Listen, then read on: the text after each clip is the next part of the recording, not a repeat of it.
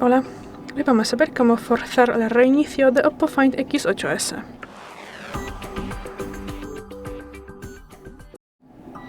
Bueno, pues al principio tendremos que forzar su apagado. Para esto mantenemos pulsados el botón de encendido junto con el botón de subir volumen y lo hacemos hasta que todo desaparezca de la pantalla.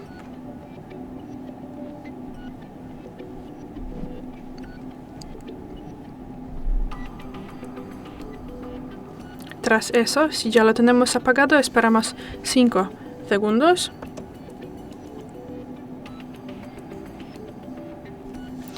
Bueno, y lo iniciamos con el botón de apagado.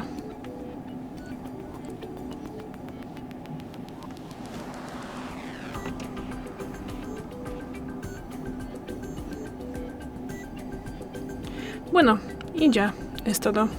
Gracias por el vídeo, danos un like y suscríbenos. Hasta luego.